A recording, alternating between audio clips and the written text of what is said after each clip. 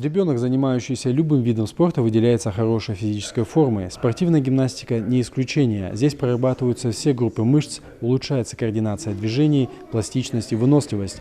А королевская осанка – отличительная черта любого гимнаста. Физическая активность человека – это гарантия здорового образа жизни, работоспособности и долголетия. Среди всего многообразия подвижных видов спорта большой популярностью пользуется спортивная гимнастика. Она развивает выносливость и формирует крепкий иммунитет. Занятия в подобных секциях поднимают уверенность юных гимнастов и отлично развивают самооценку. Основное испытание для Сулеймана Хашиева был страх, поборов который он овладел навыками выполнения элементов почти на всех снарядах в этом гимнастическом зале. Я умею на турнике и на брусьях, и на коне делать упражнения.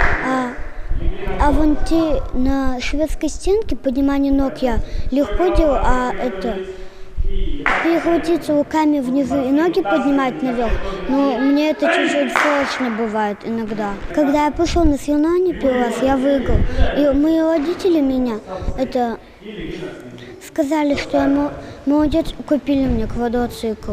Некоторых родителей пугают травмы, которые иногда преследуют детей, занимающихся спортом. Касательно гимнастики, такая опасность исключена, так как сначала ребенок длительное время оттачивает простые упражнения, прежде чем начинает готовиться к выполнению более сложных элементов. Квалифицированные тренеры строят занятия таким образом, чтобы ребенок первоначально получил общее физическое развитие и лишь потом переходят к отработке конкретных спортивных элементов. Эти навыки крайне важны для всестороннего развития и, несомненно, пригодятся в дальнейшей жизни. Неважно, кем он собирается стать в жизни, но это будет фундамент, из которого можно потом будет складывать любое вообще направление. Будь то пойдет он в другой вид спорта, если взять, к примеру, плавание, теннис, шашки, шахматы, это все узконаправленные специальности.